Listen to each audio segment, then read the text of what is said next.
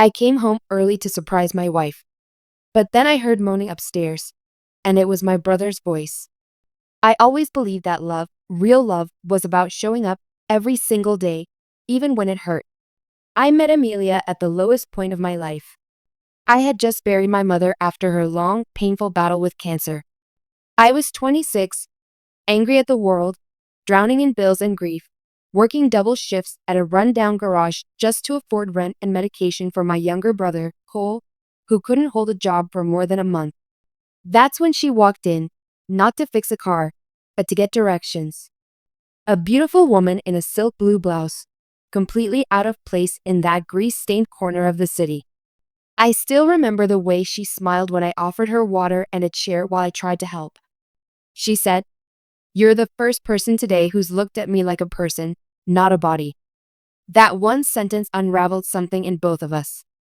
Two broken people trying to be whole. Our first date was at a food truck. We ate tacos sitting on the curb. Our wedding was barely more than 10 people in my aunt's backyard. But I was happy. Really happy. I had someone to come home to. Someone who believed in me, even when I didn't. Cole. Well, he was always complicated. He was the charming one. The golden boy growing up. Everyone loved him. But charm without direction becomes chaos. He partied too hard, drank too much, and always found a way to crawl into someone else's life and ruin it from the inside out. Still, he was my brother. After our parents died, I made a silent promise over my mother's grave. I'll look after him. And I did. I bailed him out of jail twice. Got him into rehab 3 times. Paid off his debt to a loan shark once, lying to Amelia about where the money went. She hated how much I sacrificed for him. "I didn't marry Cole," she would say. "I married you." But she never said it unkindly, always like she was just worried. About us. About me. About how much of myself I was giving away for someone who didn't even know how to say thank you. When we bought our first house, Amelia handled every detail, the loan, the paperwork, even the paint colors. I was working 3 jobs at that time, garage during the day, deliveries in the evening, security at night. She wanted me to rest, she said. She wanted me to feel like I could breathe. I thought I was lucky. I knew she loved me. And yet, in hindsight, I can now see the small cracks. The way she would go silent when Cole walked into the room. The way they would laugh about inside jokes I wasn't part of. How her phone always flipped over when I entered the room. I convinced myself I was imagining things. That I was just tired. That they were friends. Family, even. One night, about a year into our marriage, Cole crashed on our couch after another bar brawl. Amelia brought him a pillow, a blanket, and sat with him as he fell asleep. She said, "He's broken, just like you used to be. Maybe he just needs to know someone hasn't given up on him." I kissed her goodnight that night, grateful that I had a wife who didn't just love me, she loved my broken pieces too. But maybe she loved one of those pieces more than she loved the whole. Things started changing slowly. She started dressing differently, more daring. Our conversations grew shorter. Intimacy became routine, then scarce, then mechanical. I thought she was just tired, or maybe we were just in a rut. She started going on solo dates to reconnect with herself. Spa days. Overnight yoga retreats. Time to clear her head. And every time, she'd come back looking more radiant and somehow more distant. I tried harder. I cooked her dinner. I bought her flowers. I booked a weekend trip just for the 2 of us. But she canceled last minute. Said her boss had scheduled a surprise team retreat. I believed her. Why wouldn't I? She had never given me a reason not to. Cole had started spending more time with us again. But this time, he was clean. Or so he said. He would drop by in the afternoons when I was out. I'd come home and see 2 coffee mugs in the sink. A movie paused on the living room screen. One time, I found a pair of sunglasses that weren't mine. Or Amelia's. She said a friend had stopped by. I nodded. Because that's what you do when you trust someone. Then, the day of our 3rd anniversary came. I had been planning the surprise for months. Took a day off work for the first time in years. Bought her favorite wine. Ordered takeout from the place where we had our first real dinner date. I even fixed the broken string lights on the porch because she always said they reminded her of stars. She didn't know I was coming home early. She thought I was working a double shift. I parked my car a few houses down so she wouldn't hear me. I remember holding the bouquet behind my back, trying to tiptoe like some kid about to propose again. I even practiced what I'd say when she opened the door. But I never got to say any of it. Because just as I opened the front door, I froze. There was a sound. A soft, rhythmic moaning, floating down the staircase like smoke. At first, I thought maybe she was watching something on TV. But then I heard her voice. And someone else's, low, familiar, muffled. I dropped the flowers and stepped up the stairs, one trembling foot at a time. And when I reached the top, I heard it clearly. My brother's voice. I couldn't breathe. Each step I took up that staircase felt like it was carved out of stone, like my legs were made of rusted iron. The moaning grew louder. My brother's voice, that low, familiar hum, wove into hers like a sound I would never be able to unhear. It wasn't just sex. It was intimate, familiar, deep. I wasn't walking into a mistake. I was walking into a secret life I hadn't been invited to. I paused just outside our bedroom door. It was open an inch, enough to see flickers of movement, shadows dancing across the walls I had painted myself 3 years ago. That bed, our bed, creaked with a rhythm that pierced through my soul. Her laughter rang out. Laughter. Not guilt. Not fear. Laughter. And then I heard it, my name. Cole said it. She has no idea, does she? Poor Ryan. Always working. Always fixing things. While we. Her reply came through a breathy gasp. Let him work. It gives us more time. My knees buckled. I had to grab the wall to stay upright. I could have kicked the door open right then. I could have screamed. I could have dragged him out by the neck and thrown her clothes out the window. But I didn't. I stood there, frozen. I wanted to see. I wanted to know. Not just suspect. Not guess. No. Because betrayal doesn't kill you in one moment. It kills you in pieces. I backed down the stairs like a ghost. My feet didn't feel the ground. My hands were shaking so badly I dropped my keys twice trying to unlock the back door. I walked out into the backyard, into the night, into the cold air, and sat there. And I listened. Listened to the rhythm, the laughter, the sighs, the silence that followed. They didn't even know I was home. The next morning, I was gone before they woke up. I left the anniversary dinner untouched on the counter. The flowers lay wilted on the kitchen floor. I sat in my car outside a 24-hour diner and stared at my reflection in the windshield until the sun came up. I didn't cry. Not yet. I went to work like normal. I fixed 3 brake lines, changed 2 alternators, smiled when a regular brought donuts for the crew. Nobody knew I was carrying a bullet in my chest, one shaped like my wife's voice saying, "Let him work. It gives us more time." When I got home that evening, Cole was gone. She kissed me on the cheek. I forced a smile and asked her how her day was. She said, "Exhausting. I just stayed home and cleaned. Missed you." She was good. She'd built a web, and I was still tangled in it. I started watching them. Every pattern, every excuse. Every day Cole just happened to drop by. Every time she started wearing lipstick again at 3 p.m. Every shower right after he left. Every lie. Every new hole in her story. I downloaded a hidden camera app and placed my old phone behind a vent in the bedroom. I didn't want to, God. I didn't want to, but I needed to know how far it had gone. The first video nearly made me vomit. He was comfortable. He knew his way around our room. He made jokes, teased her about how I'd never notice. She moaned his name. Loud. Like she wanted to erase mine from the walls. And then I saw something that shattered me deeper than anything else.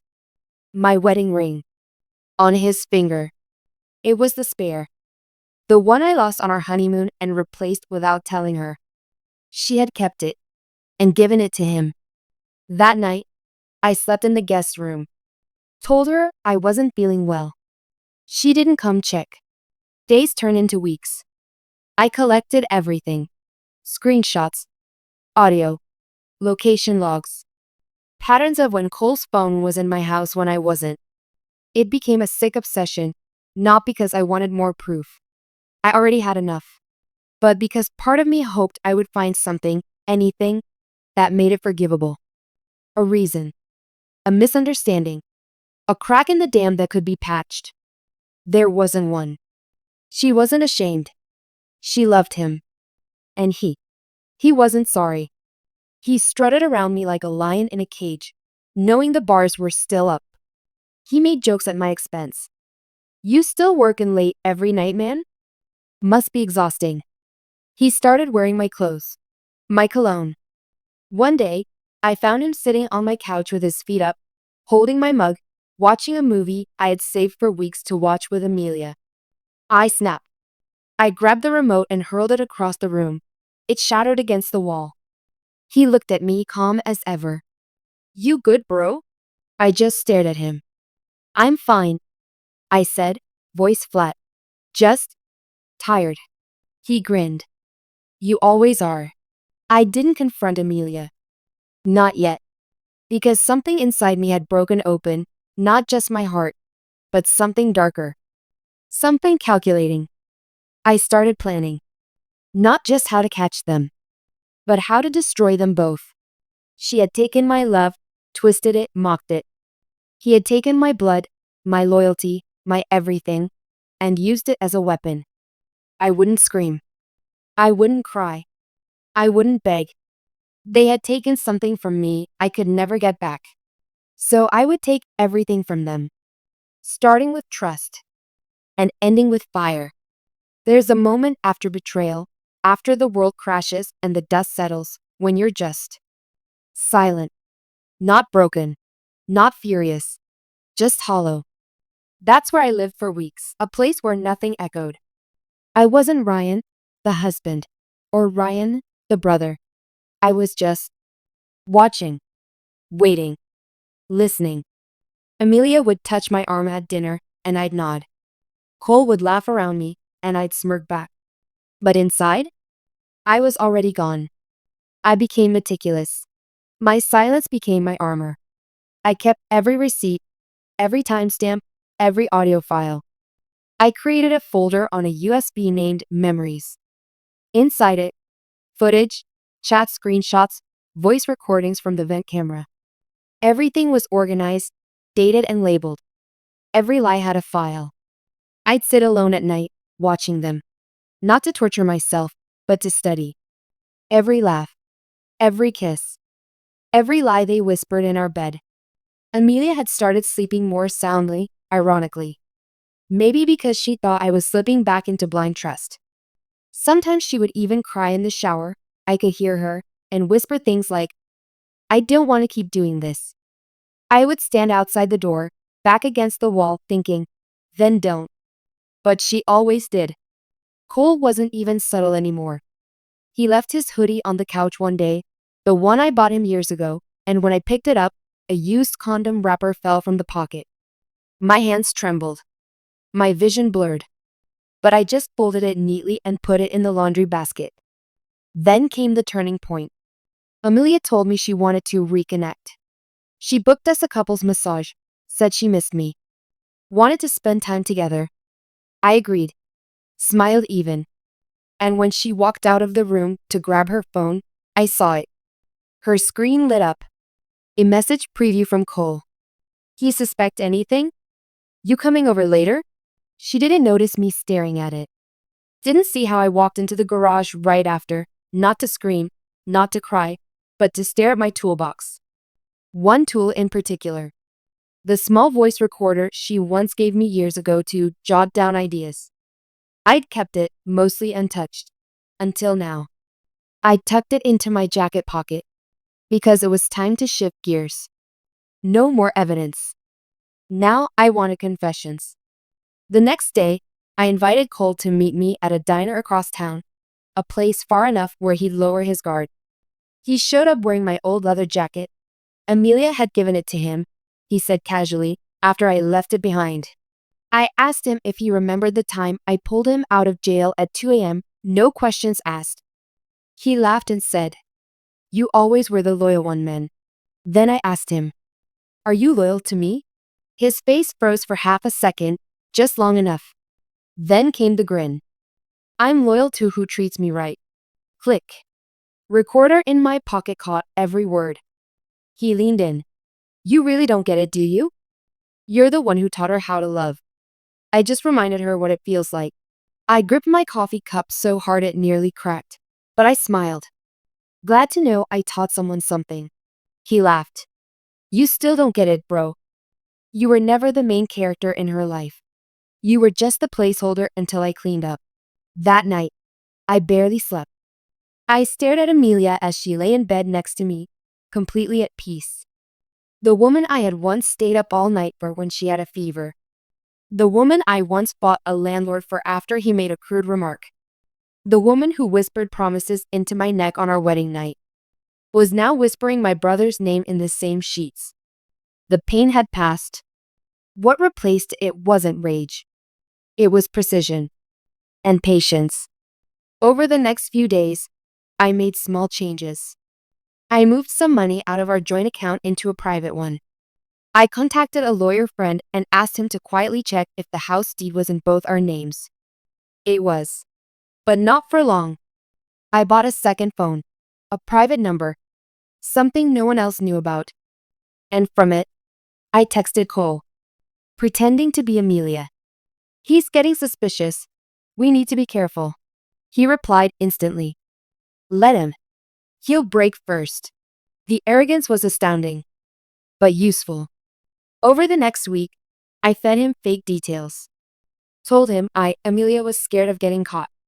That she wanted him to convince me to leave Ryan. And he did. In audio. In writing.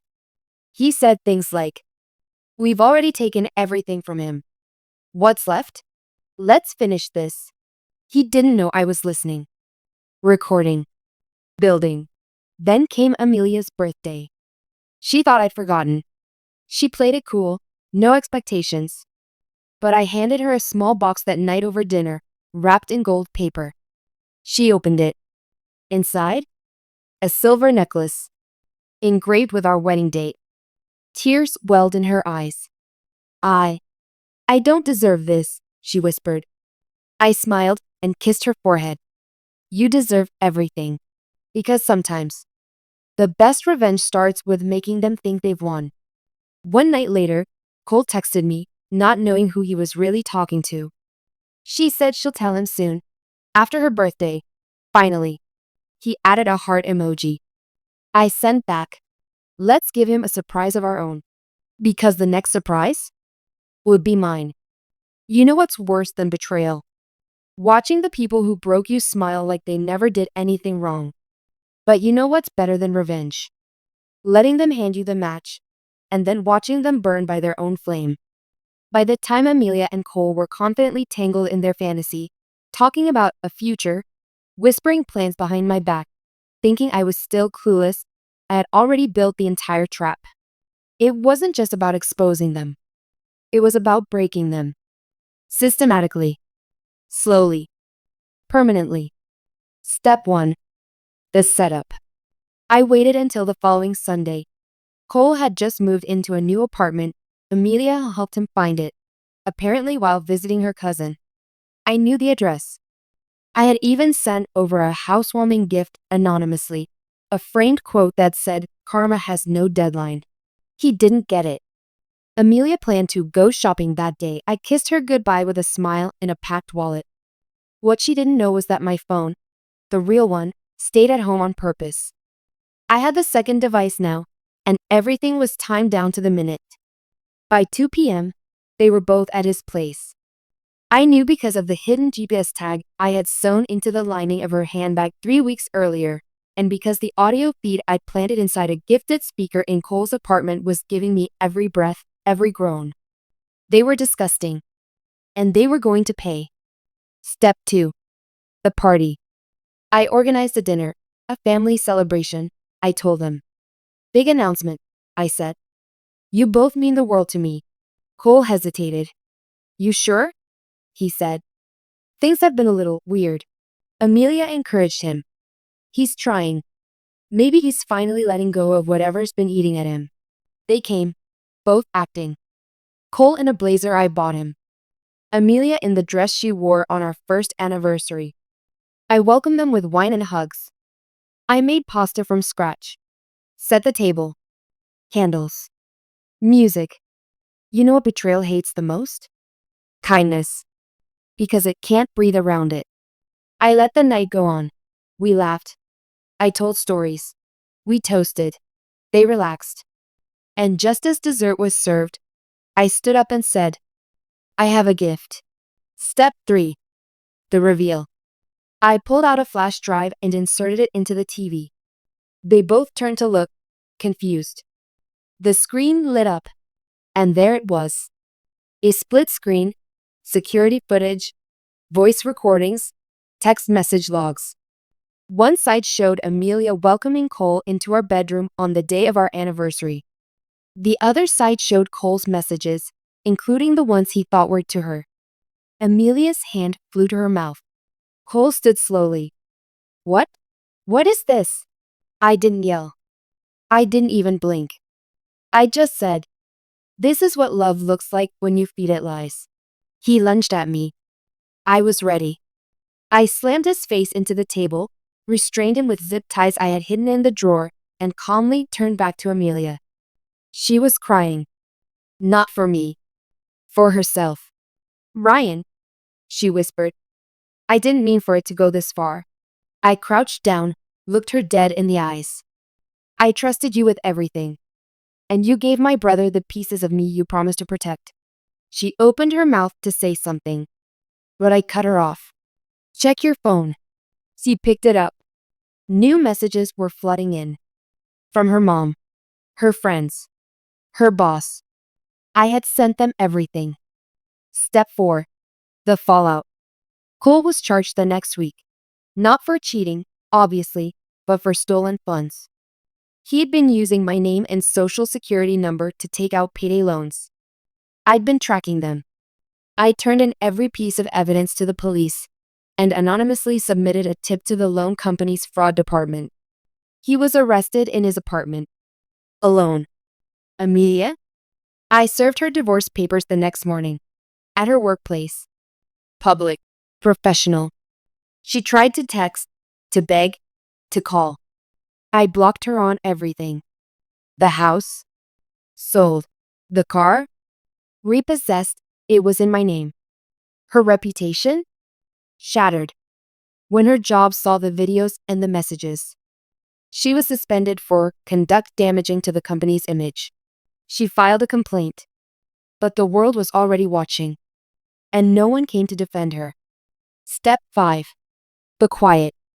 After all of it, I moved cities. Cut ties. Changed my number. Deleted my socials. Started fresh. No announcements. No selfies. Just peace. People think revenge is about fire, about explosions and chaos.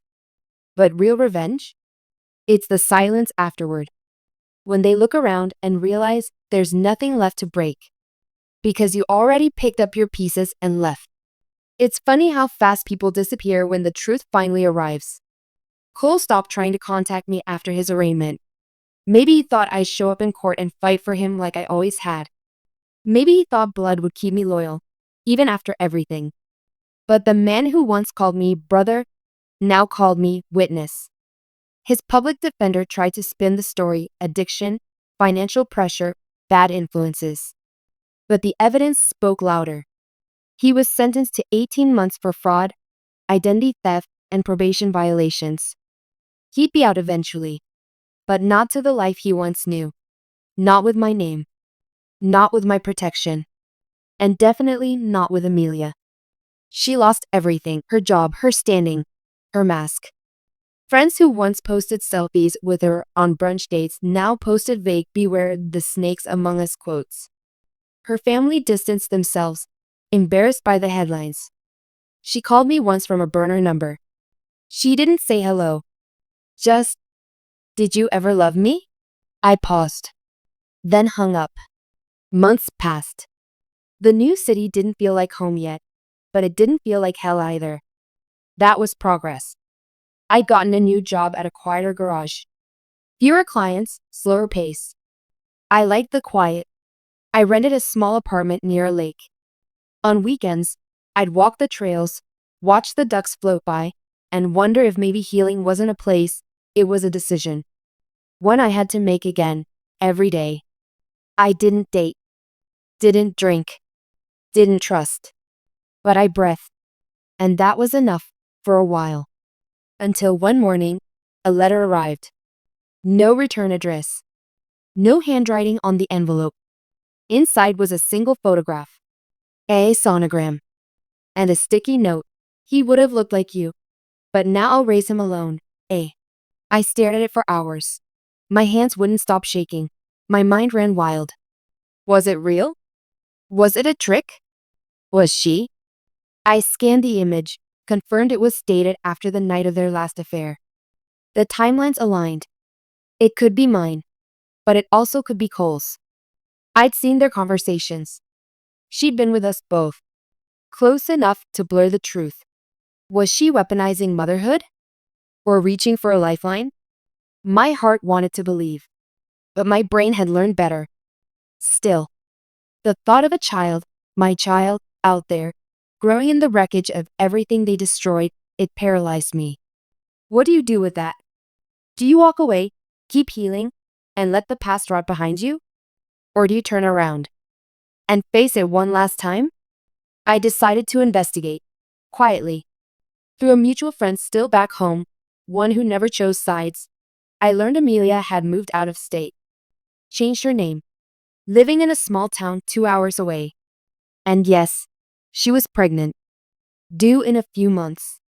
Unmarried, alone, unemployed. I wanted to feel vindicated. Instead, I felt nothing. Until one night, I received another envelope. No photo this time. Just a folded piece of paper.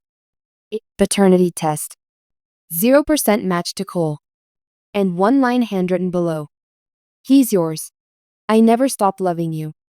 But I'll never ask for your forgiveness." I sat by the lake that night and stared at the moon until it blurred. This wasn't part of the plan. This wasn't revenge. This was life, messy, unpredictable, cruel.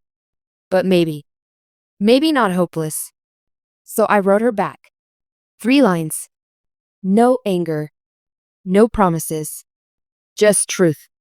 "I'll be there when he's born. Not for you. Not for me. But for him.